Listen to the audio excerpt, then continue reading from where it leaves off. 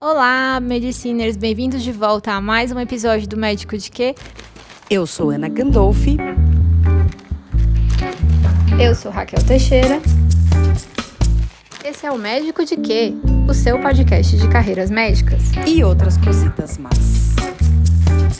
Eu sou Raquel Teixeira e hoje, excepcionalmente, eu estou sem a minha grande amiga Ana Gandolfi, que vocês veem aqui todas as vezes, porque a gente está hoje, vocês podem até estar vendo quem está assistindo pelo YouTube ou em vídeo pelo Spotify, que eu estou num estúdio diferente. Antes de apresentar a nossa convidada do dia, eu queria lembrar que o Médico de Quê vai ao ar toda segunda-feira, ao meio-dia, tanto no YouTube quanto no Spotify.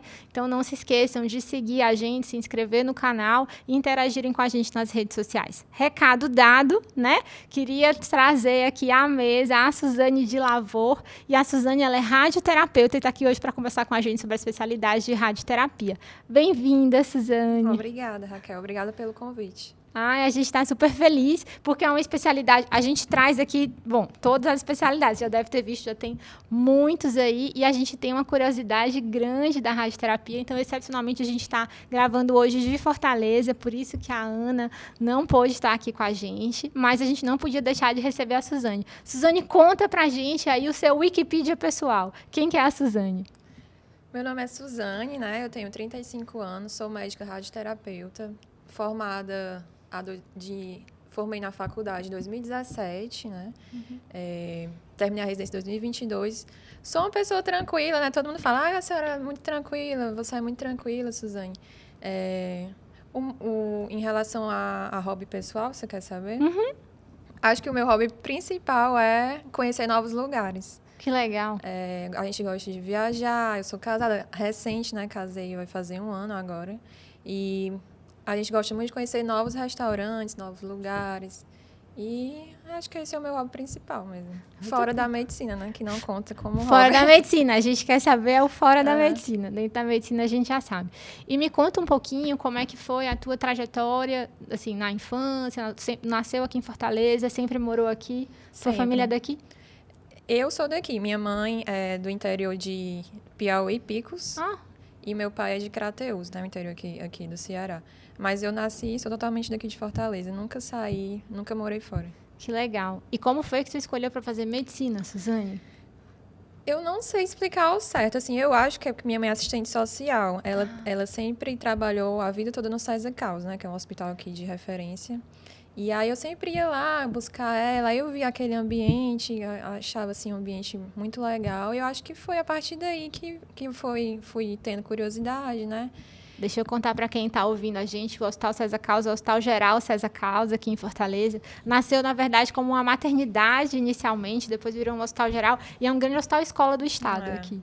Que legal. Então, na verdade, foi aí que nasceu a tua relação com hospitais. Sim, achou interessante esse mundo. Achei interessante. Eu adorava ir buscar ela e ficava lá esperando, aos corredores, né? Acho que foi daí. A gente que é médico é um bicho esquisito. Na minha família também não tem ninguém médico. Minha família, aliás, detesta. E a coisa que eu mais gostava era quando tinha alguém internado, conhecido, que eu tinha que ir no hospital visitar pacientes. Eu achava massa. Eu também fui a primeira, assim, de médica. Que legal. Eu fui a primeira. E aí entrei no colégio, ensino médio. Aí eu acho que foi se intensificando essa questão, né? De medicina e tal. Mas pensei em outras coisas, né? Que outras coisas? Pensei em fazer odonto primeiro. Mas aí eu coloquei o aparelho e fiquei traumatizada, né? Desistiu de ser dentista. Sofri muito. Aí depois pensei em fazer arquitetura. Tá. Porque no colégio tinha as questões de desenho, né? Eu sempre gostei muito dessa parte de artes. Então você foi para a especialidade certa. Depois a gente vai já conversar o que isso tem a ver com a radioterapia. E pensei, acho que foram essas principais. Gosto muito de animais. Pensei em fazer veterinária. Que animais que você gosta? Todos. Todos? Pequenos, grandes? Tipo assim, cavalos e gatos? Todos. Menos insetos, né? Menos baratos. Excepcionalmente barato. Entendi, que legal. E quando que você resolveu mesmo que você ia fazer medicina?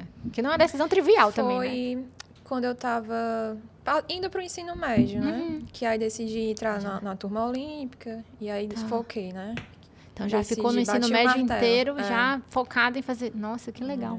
E aí você passou no vestibular direto? Não, penei. Conta aí como é que foi. Quantos anos de cursinho?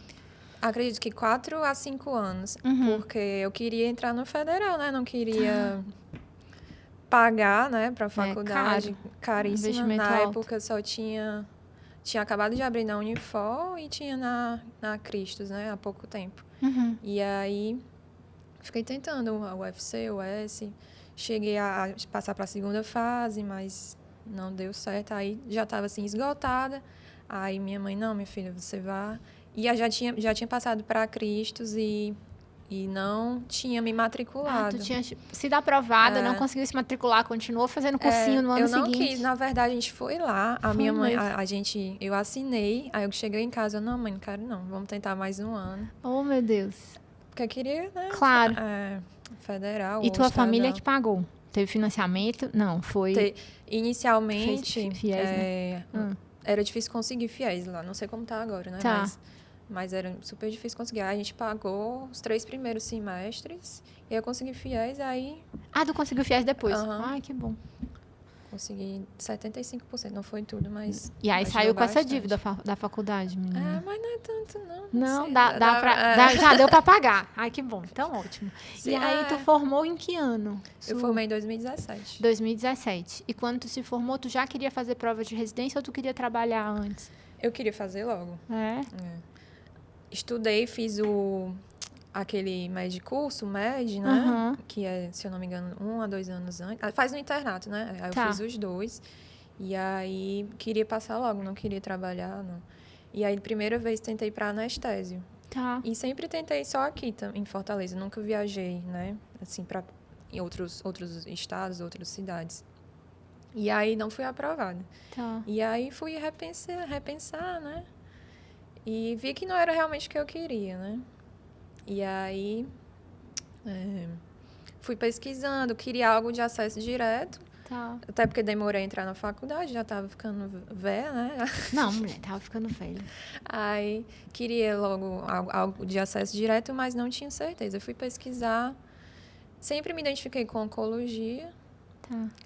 mas não queria oncologia clínica, porque teria que fazer clínica médica primeiro, cirurgia, também teria que fazer cirurgia. E aí, pesquisando da parte da oncologia, eu vi a radioterapia. Fui pesquisar, não conhecia ninguém, nunca... Durante a faculdade, tu fizeste iniciação científica ou monitoria em alguma coisa de anestésio? Era tudo anestésio? Não.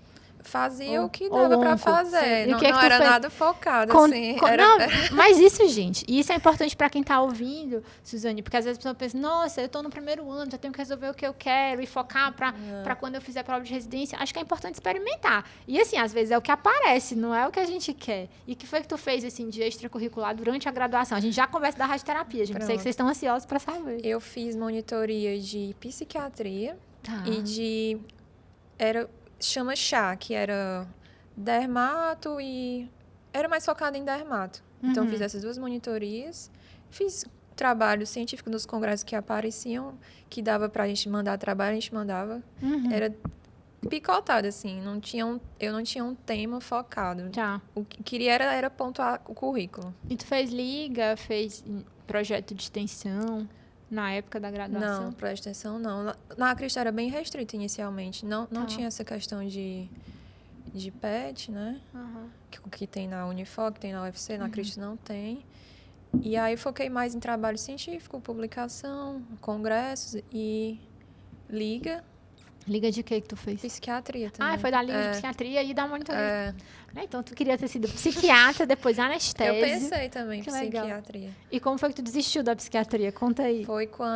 Foi o primeiro mês de internato, né? Que caiu lá no hospital de Messejana, que é um hospital mental aqui, né, de Fortaleza. E não me identifiquei. Não pela estrutura do hospital, não me identifiquei com o dia a dia, né? Assim, do psiquiatra.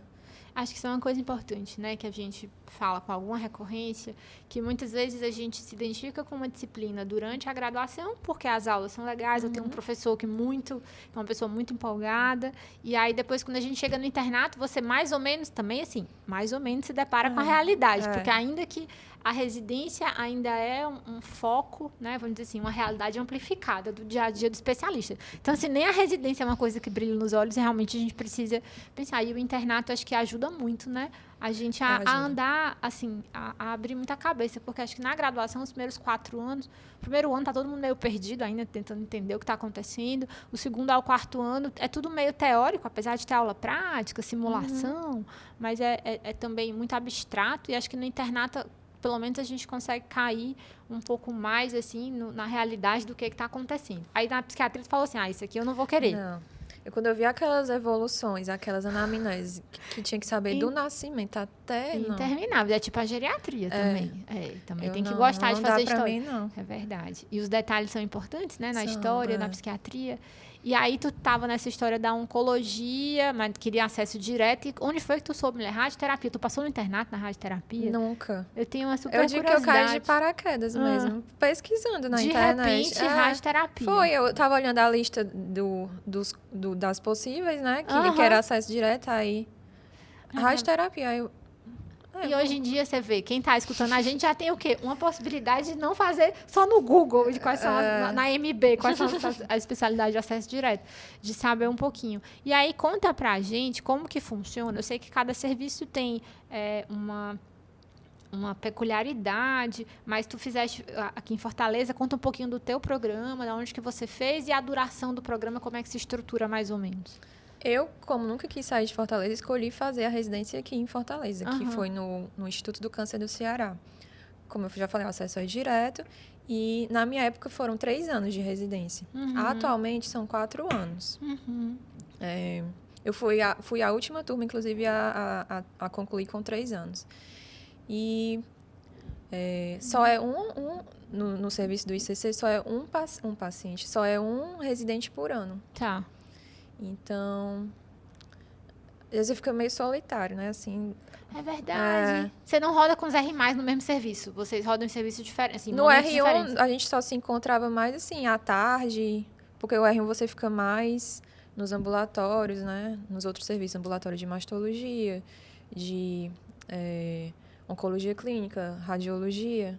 E aí, mais no R2 que a gente fica mais em contato lá com os outros R+, e com os staffs mesmo. Entendi. Nossa, deve ser difícil mesmo, porque você já tá meio perdido. Cheguei, R1, ninguém sabe nada de nada, porque é isso mesmo, em todo programa.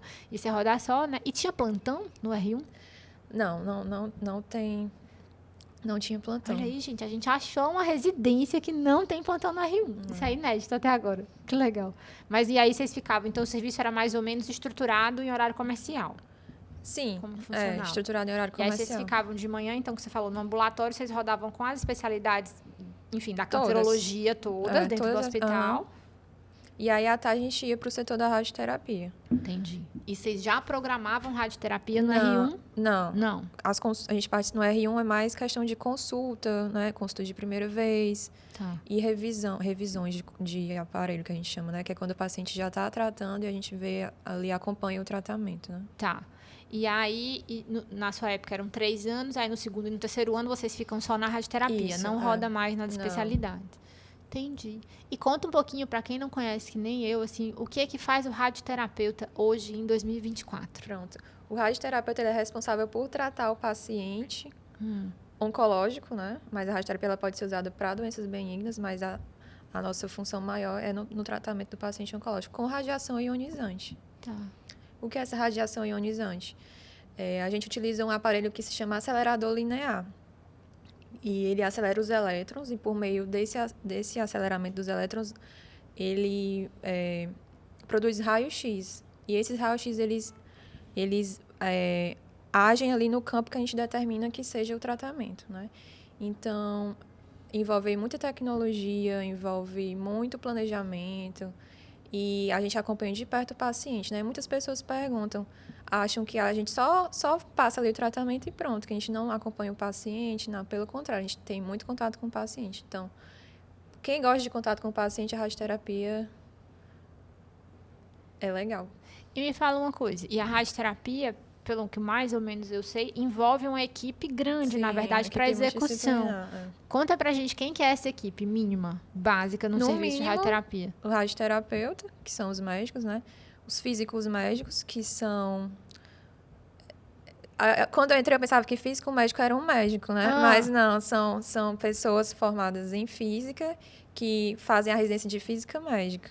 Olha só. É. E tem uma residência de Tem. física médica. É. Que legal. E eles são responsáveis por manter o bom funcionamento do serviço e, principalmente, fazer o planejamento do tratamento, né? Tá. E, além dos físicos médicos, o paciente ele está mais em contato ali diariamente com os técnicos e com os tecnólogos, que são quem ficam ali no aparelho diariamente, que deita o paciente. Então, quem faz no aparelho não é você, o Não. radioterapeuta. Eu sempre achei que era. É o técnico. O técnico, Entendi. E eles acabam que têm mais contato do que a gente médico, né? Então, eles estão ali todo dia com o paciente, eles se notam algo de diferente, algo de alterado na pele do paciente, por exemplo, eles já falam com a gente para a gente consultar. Então, e aí, fora os técnicos e tecnólogos, tem os dosimetristas, que são pessoas responsáveis por delinear os órgãos de risco. Quando a gente vai tratar o paciente, todo paciente geralmente faz uma tomografia de planejamento. E aí essa tomografia vai para um determinado programa. E aí os dosimetristas, eles desenham os órgãos de risco. Por exemplo, se for tratar uma mama, desenham o coração, pulmão, medula óssea, para proteger, né, esses órgãos de risco e não receber ali uma dose de radiação inadequada. Então, tem esses profissionais também responsáveis por essa parte. E aí tem a enfermeira, né? É recomendado que tenha uma enfermeira em todo o serviço, que elas fazem as consultas de enfermagem, dão orientações, né, quanto ao tratamento também, são muito importantes. E acho que é isso. Não. É o básico. Não, tá ótimo. Já é bastante gente. E me conta mais ou menos como que é a tua semana, o dia a dia do rádio. Você que muda também, mas tua semana padrão, como que funciona? Eu faço tudo misturado, né? Assim, porque tem determinados serviços que botam tal dia eu vou fazer só a primeira consulta, tal dia eu vou fazer só planejamento, tal dia eu vou fazer só braquiterapia, que é um tipo de radioterapia. Então, geralmente eu faço tudo misturado. Tá. Faço primeira consulta, e aí tem a escala, né? De acordo com os médicos, existe a escala de ver o paciente na primeira vez no aparelho, que é o que a gente chama de primeiro feixe. E tem também as escalas de ver as imagens de tomografia à medida que o paciente vai tratando, né? E aí é tudo misturado. Estou lá no consultório, vejo o paciente, atendo a primeira vez, indico o tratamento. E aí, ao mesmo tempo, ligam para o meu consultório para eu ir ver um paciente no aparelho. Então, é bem dinâmico. E fica tudo mais ou menos no mesmo local? Fica no mesmo setor. Adjacente à radioterapia. Os consultórios ficam na radioterapia mesmo. Entendi. E me fala uma coisa, falando, a gente pensar um pouquinho, né, na história da radioterapia, eu sei que tem muita gente, às vezes, que escuta a gente que não é médico, que tem, assim, ainda muito, não vou nem dizer preconceito, mas tem muita ideia inadequada do que é a radioterapia, que mudou muito, né? E conta pra gente, mais ou menos, como é que tá a evolução disso e o que se fez para conseguir reduzir os danos da radioterapia. Porque eu sei que começou, acho que lá na década de 50 já tinha radioterapia. Já, início do século XIX, né, na verdade. Nossa, uau. Começou com a descoberta dos raios-x, né? Tá. Que foi praticamente nessa época. Depois veio, até lançou recente, né, alguns meses atrás, ou acho que ano passado, aquele filme da Marie Curie, né? Então, ela descobriu os primeiros radioisótopos. E aí, é desde essa época, né, que a radiação ionizante ela é usada para tratamento. Sendo que, antigamente, era usada, assim, na doida, né? Sim, mas era. Não tinha, a gente não sabia muito o que estava fazendo, a verdade é essa. Colocava radiação, o raio-x via que deu matava a resposta células, ali, mas né? Matava outras coisas, né? Matava tudo em volta também. Então, e aí, com o decorrer dos anos, dos séculos, a tecnologia foi avançando, né? Inicialmente, a gente ainda vê muito aqui no Brasil a radioterapia 2D, que é uma radioterapia menos tecnológica, que a gente trata o paciente, em vez de usar a tomografia, né, de planejamento, a gente utiliza um raio-x, o paciente é posicionado, é feita uma imagem, pode ser com raio-x ou tomografia, mas assim, o mais rudimentar é com radiografia e você delineia o campo ali de acordo com a anatomia do paciente, né? Tá. Então, a maioria não, mas muitos locais do Brasil ainda tem essa tecnologia. É mesmo? Entendi. E aí, depois da 2D, veio a tecnologia 3D, que é a tecnologia conformacional, né? Que a gente utiliza, faz a tomografia nos pacientes. Esses pacientes, as imagens da tomografia vão para o sistema de planejamento, e aí desenha os órgãos de risco, a gente delineia o alvo. E aí, fora a 3D, que é a conformacional, hoje em dia a gente tem o IMRT, que é a radioterapia com intensidade modulada. Tá. Além da gente tratar ali o local, a gente consegue modificar, modular a dose, Entendi. entendeu? Que legal. Reduzindo, então, na verdade, risco e complicação. Sim, o principal objetivo dessa tecnologia nova é reduzir danos nos órgãos sadios, né? Tá. Tenho várias dúvidas. Dúvidas de pessoa que não entende nada da especialidade do coleguinha. Me conta um pouquinho de radiocirurgia, que é uma coisa que a gente na endócrino, né? Usa entre aspas, eu não uso, né? Já vi acontecer em pacientes com tumor de hipófise e se isso tem aplicabilidade para outros tumores. E, bom, primeiro respondi isso, depois eu tenho dúvidas sobre bracterapia também, quero saber. O que é radiocirurgia? A definição de radiocirurgia é um tratamento com a dose alta e em uma única fração. Tá. Né? Em um único dia de tratamento. Então, porque normalmente são vários dias, né? Você fraciona a dose, aquela coisa. A radiocirurgia, a definição é essa. Você faz o tratamento com a dose bem elevada em um dia de tratamento. Tá. E a gente usa mais essa tecnologia para metástases cerebrais, né? Certo. Quando são tumores, assim, perto de estruturas, né, delicadas, como hipófise, a gente fraciona mais, mas consegue fazer em 3, 4, 5 dias de tratamento. Tá, entendi. E aí, o mais indicado normalmente, o mais comumente indicado é para tumor cerebral. E bracterapia, mulher? O que é a bracterapia? A bracterapia, o que é? Por definição, você usa o radioisótopo bem próximo ali do local de tratamento. Tá. Na minha prática, a gente utiliza mais para tumor ginecológico. Uhum. Tumor de colo uterino e tumor de endométrio.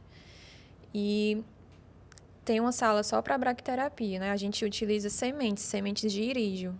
Tá. Então, né, na bracterapia tem o elemento radioativo mesmo agindo, diferente da teleterapia. Não sei se você ouviu falar daquele acidente que teve em Goiânia. Sim. Porque anteriormente, né, nos aparelhos de radioterapia, tinha o radioisótopo lá. Tá. E é tanto que a clínica fechou e eles, não sei se esqueceram, abandonaram lá, né, o elemento radioativo. O isótopo ficou lá e foi isso que deu o acidente. Isso. Aliás, era uma dúvida que eu sempre tinha, gente. Como é que, né, nas clínicas aqui eu digo no país inteiro, esse risco é muito menor hoje em dia. Não tem mais. A gente não usa. utiliza, assim, nos aceleradores lineares, Sim. né, Tipo, atuais, usina os nuclear. novos, não utiliza, né? Tá, entendi. Desligou a energia, acabou. Entendi. Mas aí na bracterapia a gente utiliza, são pequenas sementes, mas elas têm uma meia-vida curta, né? Dura geralmente aí uns 4 meses, então elas têm que serem repostas. E são manipuladas ou produzidas, nem sei se essa é a palavra, para cada paciente. Vocês não ficam com isso em estoque, por exemplo, na clínica? Não. As sementes, elas vêm de fora. Tá. E aí, à medida que a meia-vida vai diminuindo, a gente solicita, eles enviam a semente, a gente manda de volta que está acabando. Entendi, gente. E no planejamento que vocês fazem, né? Quando que assim, normalmente, vou falar o que eu entendo, aí você me corrige. A gente, é um tumor de mama, a gente vai usar a dose X, centigrade? Centigrade. É Gray, a unidade Gray, é na Gray. verdade, Gray. Eu tô aqui tentando buscar do longínquo da graduação.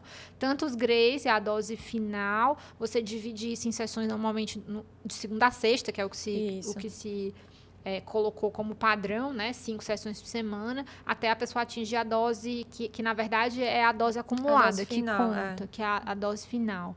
E quais são, conta um pouquinho, que os meninos adoram os casos difíceis. Quais são as emergências, ou se é que há emergências na radioterapia? Assim, nem compara com a emergência de uma UTI, né? de um pronto atendimento. São emergências que a gente tem que tratar logo, mas eu vou lhe interromper só para dizer que quando a gente não tem a radioterapia para emergência, é um grande problema. Então, são emergências e é um serviço que faz muita diferença. Vou fazer um parêntese. Eu fiz residência na Escola Paulista, lá em São Paulo, e o hospital é um hospital universitário federal, e a gente teve uma época, várias épocas de muitas crises, e no período que eu era residente, a residência de fisioterapia, na verdade, o serviço de radioterapia do hospital fechou por defunding, né, por dificuldade mesmo de financiamento, porque é uma coisa, vocês ouviram aí que é uma coisa muito sofisticada e cara, né, e altamente necessária, mas que tem um custo alto. E a gente não tinha, por exemplo, né, já não tinha não era nem durante o final de semana, sábado à noite no plantão, era no dia a dia, tinha que transferir o paciente, né? Então conta aí, quais são as emergências da radioterapia que a gente pode usar a radioterapia para resolver algum problema mais urgente? As principais são síndrome da veia cava superior, né? Uhum. Principalmente, a gente vê muitos tumores de pulmão, tumores assim que afetam o mediastino, que causam, né, dispneia, causam telangiectasias, o paciente fica assim bem ruim, né? Então a gente consegue tratar com radioterapia para, pelo menos, tirar o paciente da crise momentaneamente, né? Tá.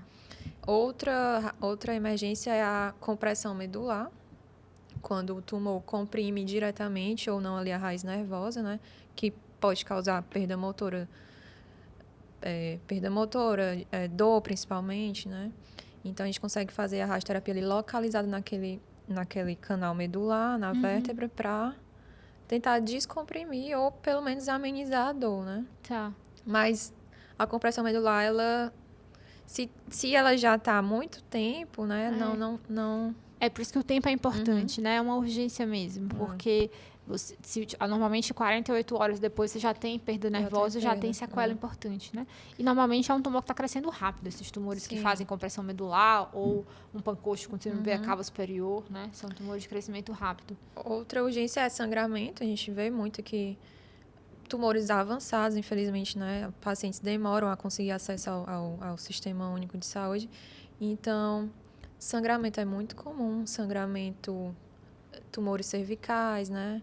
Linfonodos sangrantes, colo uterino sangrante também é muito comum. E metástase do sistema nervoso central, né? Tá. Que pode causar edema, né, cerebral, pode causar cefaleias constantes, náuseas. Então, são essas emergências, né? São basicamente essas 4. E a gente consegue, os pacientes têm acesso, no geral, no SUS também a esses tratamentos? Com certeza. Tem, né? Às vezes até mais acesso rápido. A depender do convênio, às vezes até mais fácil. A gente consegue tratar rápido porque no nosso serviço, né? Lá no CRIO, a gente consegue tratar logo. Até mais rápido do que alguns convênios, porque convênio tem que autorizar, né? Só pode tratar quando autoriza. Entendi. Então, a gente consegue tratar logo. Não, muito legal. E me conta uma coisa. Assim, o teu trabalho, então, ligado a serviços, obviamente, especializados. Tem plantão de radioterapeuta depois que você se forma? Porque na residência não tinha plantão. Já achei riquíssimo. Já achei excelente. Assim, tem muitas vantagens. Para quem está escutando agora. Bom, são 4 anos, gente. Não é mais 3, né? A Suzane teve essa vantagem. Mas não tem plantão. Então, já achei que é melhor do que muita R1 por aí, né? Não tem plantão. Assim, basicamente, o serviço funciona em horário comercial. Tá. Às vezes pode se estender e ir até 8, 9 horas, mas raramente precisa ficar médico, né? E fica alguém de sobreaviso? No final de semana, se tiver uma urgência, como é que a gente chama vocês, mulher? Como é que resolve um sangramento? Marca pra segunda. Oh, meu Deus, é a minha emergência.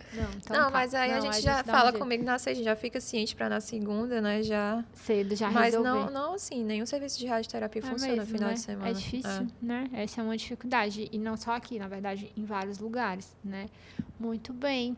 E conta pra gente, mais uma coisa que é importante. O que você acha quando você terminou a residência, foi fácil você se inserir? Como é que foi? Porque na residência a gente tem o nosso dia a dia super estruturado. Esse mês, ai que saco, não queria, mas estou lá na mama. Esse mês que vem estou lá na cabeça. Sabe o que vai acontecer, né? Como é que foi quando você terminou esse civil? Terminei a residência, e agora? Ai, desempregada, né? Uma nobre desempregada. Não, brincadeira.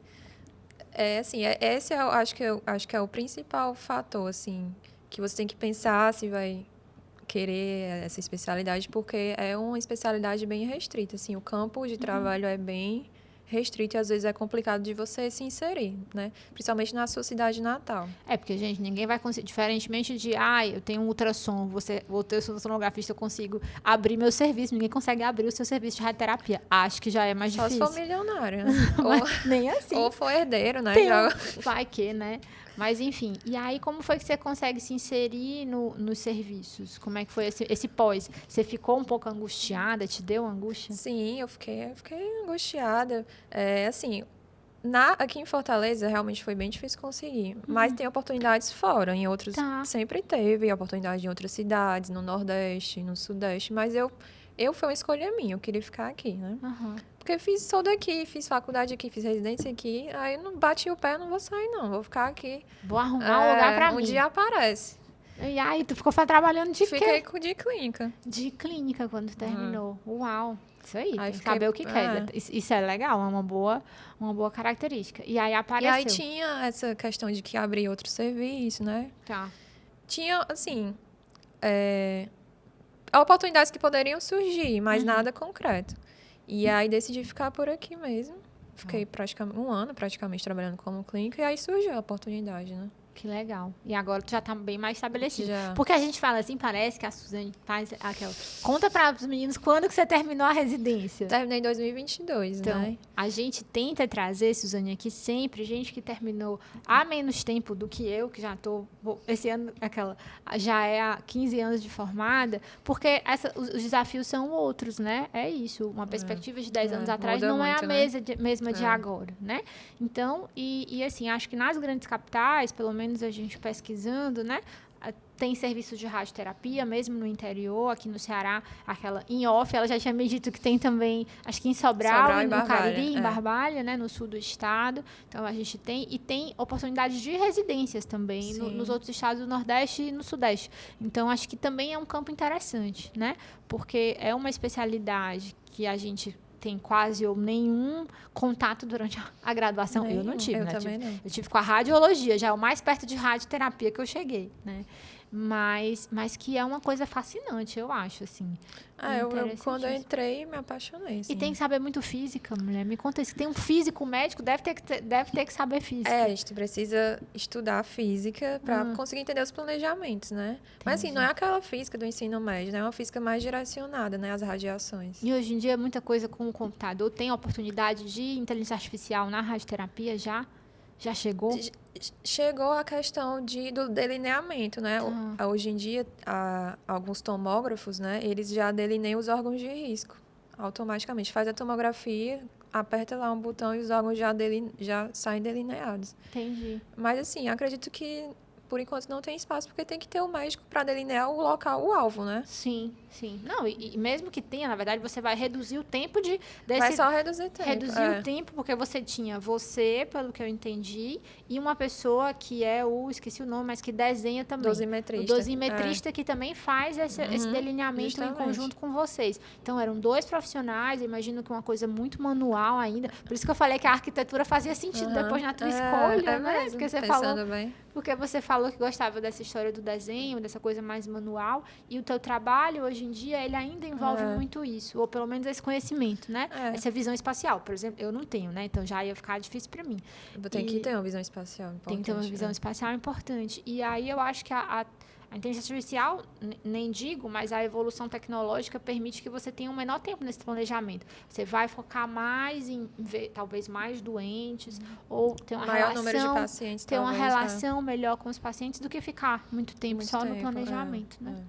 Que legal, interessantíssimo. E me fala uma coisa, esses outros profissionais, são todos cursos técnicos? Não, o físico é pós-graduação, é residência? É residência. Que coisa, entendi. Geralmente eles fazem a faculdade de física e fazem uma residência de física médica, que dura, se não me engano, são 3 anos, mas não tenho certeza. Uau, que diferente. E aí tem o técnico e o tecnólogo, né? O técnico é um curso técnico e o tecnólogo é a faculdade. É uma faculdade mesmo. Entendi. E me fala mais uma coisa, em relação conta aí, não sei se tu tem algum caso, alguma coisa que durante a faculdade ou a residência te marcou e que levou para esse caminho, além da história do Google, da oncologia, como foi que tu foi puxada para esse mundo oncológico? Porque, na verdade, é um ecossistema, né? Claro, você está dentro do ecossistema da oncologia. Eu sempre gostei de estudar, assim, a patologia do câncer, né? Sempre achei interessante. Acho que foi mais isso mesmo, a curiosidade, né? Eu, como leiga, achava que tinha câncer, era, né? Tchau, e o paciente não iria ter uma perspectiva, né? Um prognóstico bom, mas hoje em dia tudo mudou, assim. Novas drogas, novas tecnologias, né? Então, a gente consegue levar o paciente aí por muito tempo bem. E impactar muito, né? Virou uma doença crônica, como tem se dito, crônica, né? e grandes impactos. Claro que com um custo, né, vamos dizer assim, alto, são tratamentos caros, mas que cada vez mais a gente tem visto um maior acesso mesmo no SUS, né? Que isso é ótimo, porque eu digo, na minha época da graduação, muitos dos tumores que hoje a gente vê pessoas seguindo muito bem anos depois eram reais, vamos dizer assim, né? Eram sentenças e que hoje é uma coisa muito manejável, né? Na verdade, eu acho que eu fui me apaixonando à medida, né? Não entrei assim. Foi acontecendo. Que legal. E me fala uma coisa aí dos tumores, o que tu vê com mais frequência no teu dia a dia? Mama, próstata. Mama, próstata. São os mais Colo frequentes. de útero. Muito ainda. Pacientes jovens, atendi hoje de 25 anos. A gente tem uma audiência grande de jovens, tudo bem estudante de medicina, mas deixa aí uma palavra. Exatamente, para as pessoas se vacinarem. Gente, a gente está falando aqui de tratamentos caros, oncológicos, já que é o final, vamos dizer assim, o final da linha, porque a pessoa já tem a doença estabelecida. Mas a gente tem, hoje em dia, no SUS, de graça, a melhor vacina para uma doença viral, que é o HPV, que previne câncer. Então, se vocês não sabem disso, deem um Google, a gente vai colocar aí qual que é a indicação do Ministério da Saúde e que tem, na verdade, cada vez mais ampliado a faixa etária. Antes você achava que só fazia sentido vacinar crianças e adolescentes, depois se estendeu até mulheres, né, jovens adultos, e agora se viu que, independente se já tiver algum tipo de HPV, se vacinar é importante. É importante. E lembrando que não previne só contra o colo de útero, né? Vários outros tipos de tumores têm relação com o HPV. A gente vê muito hoje em dia tumores de cabeça e pescoço relacionados ao HPV. Né? Perfeito. A gente sempre solicita na biópsia, na imunohistoquímica, para ver se tem relação com o HPV.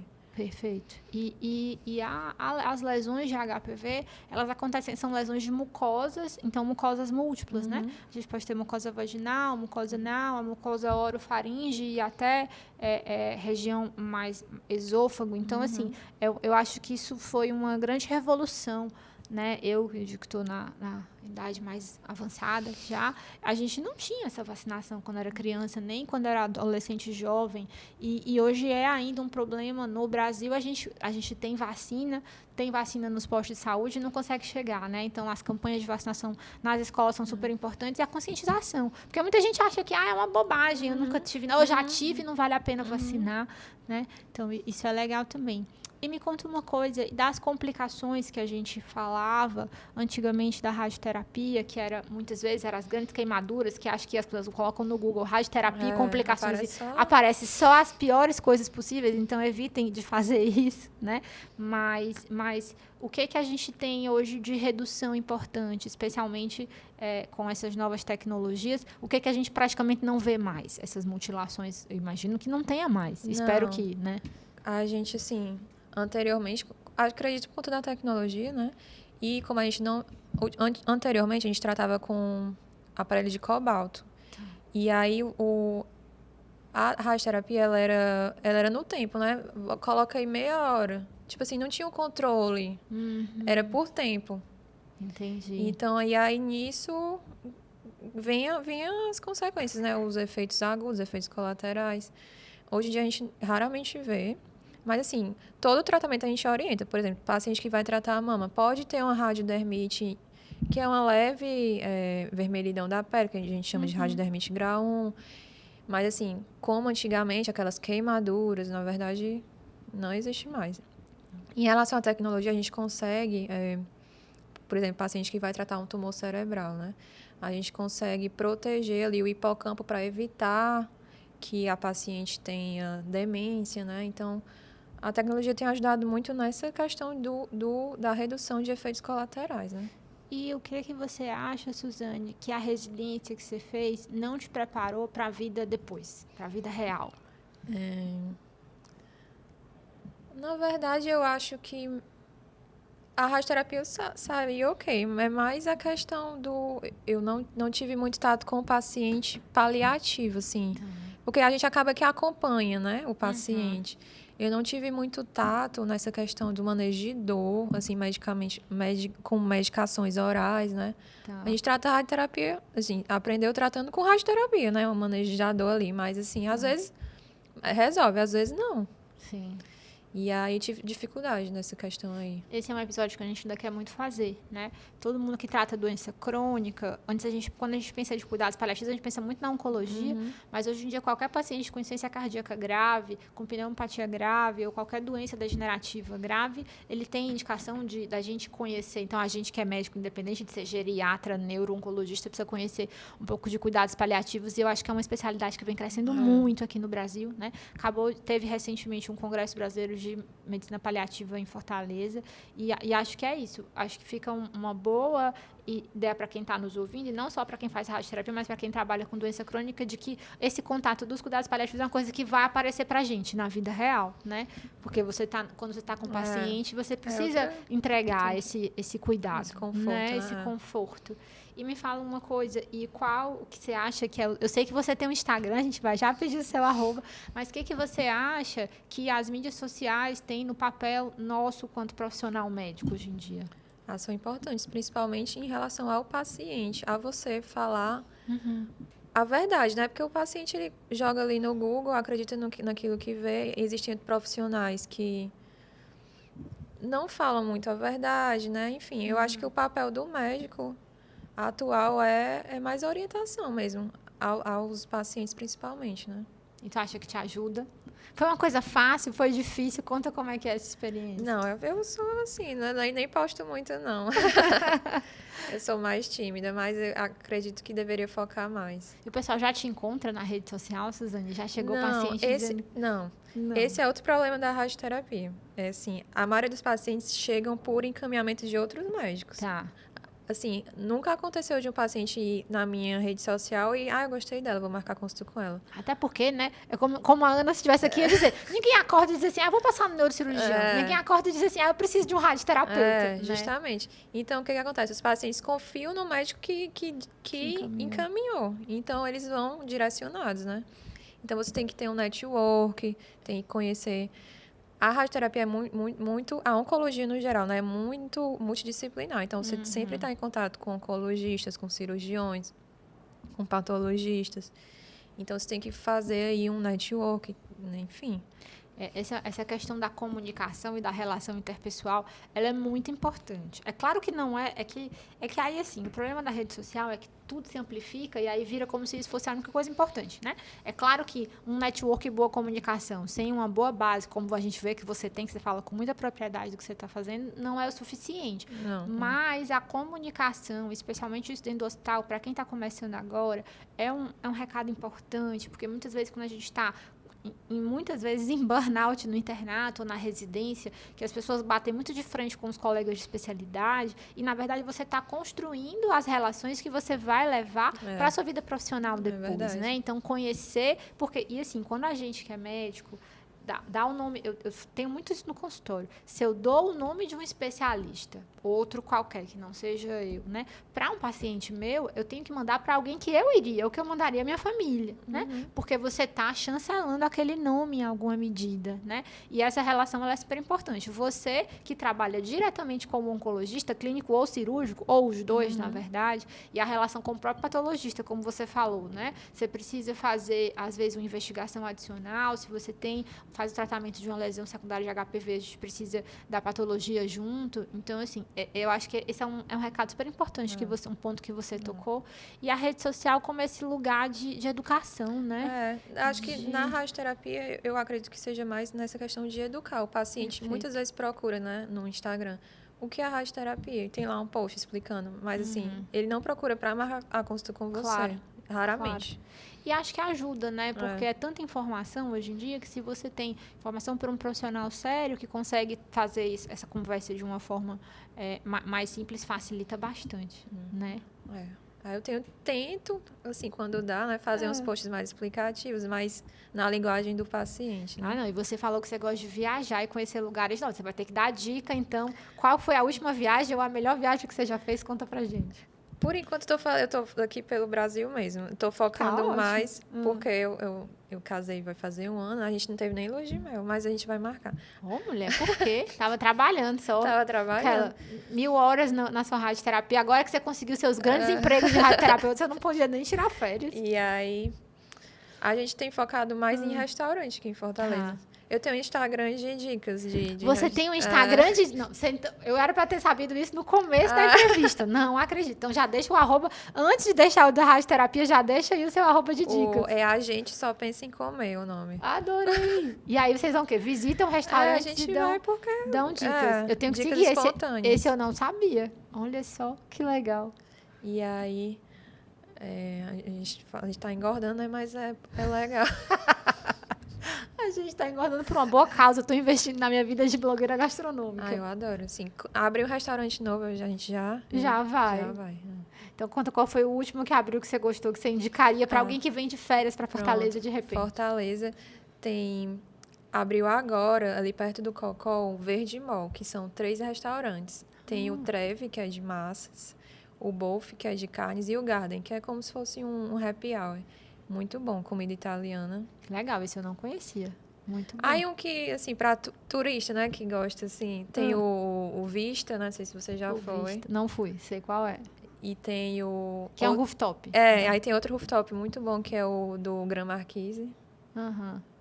Que acho que é mais a cara de quem vem para conhecer Fortaleza, né? Entendi. Muito bom, muito bom. E me fala mais uma coisa agora para a gente finalizar, né? Qual que você acha que é o maior desafio da medicina hoje em dia? Olha que pergunta difícil. O maior desafio hoje em dia, eu acho que é a qualidade dos profissionais que estão se formando. Muitas faculdades. Quando a gente, né, da nossa época, quando a gente iniciou o mundo aí da medicina, tinha pouquíssimas faculdades, né? Hoje em dia tem praticamente todo o interior, né?